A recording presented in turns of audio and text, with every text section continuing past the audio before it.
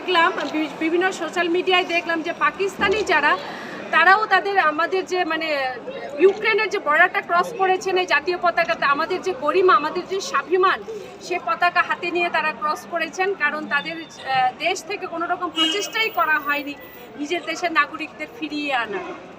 এটা আমাদের অহংকার। জয় ভারত, ভারত মাতা কি জয়। আটকে রাখতে চাইছি না। মায়েরা যারা আছেন আপনারা দেখতে পাচ্ছেন প্রত্যেকের চোখ এত মানে ছলছল করছে, কাঁদছেন, তারা চিৎকার করছেন, নিজের সন্তানদের কখন দেখবেন অনেকটা সময় ধরে অপেক্ষা করছেন। আমি চাইছি তাই মায়েদের কাছে তারা যাক, আজ সময়টা তাদেরকে দিক। ভীষণভাবে আনন্দিত, একে একে সবাই ফিরে আসছেন।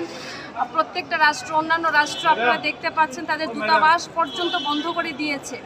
আর আজ ভারতবর্ষের প্রধানমন্ত্রীর মানে কি বলবো, মানে এই জায়গা থেকে ধন্যবাদ দেওয়াটা মানে আমি কোনো রকম শব্দ খুঁজে পাচ্ছি না যে কি বলবো প্রধানমন্ত্রীজিকে। আর আমাদের মুখ্যমন্ত্রী যথেষ্ট মানে ভূমিকা নিয়েছেন।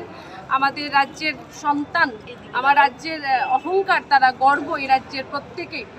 তারা নিজের মাটিতে আজ নিজের রাজ্যে তারা ফিরে এসেছেন। এর চেয়ে বেশি আর কিছু বলার নেই। যেটা ইনকমপ্লিট চলে এসছেন, বিধ্বস্ত অবস্থায় এসেছেন। আমি অবাক হয়ে গেছি, এসে বলছেন দিদি আমরা একটা ব্যাগ নিয়ে, প্রত্যেকের হাতে দেখুন একটা ব্যাগ, সব কিছু রেখে এসছেন। নিশ্চিতভাবে ভারত সরকার সদর্থক ভূমিকা নেবেন।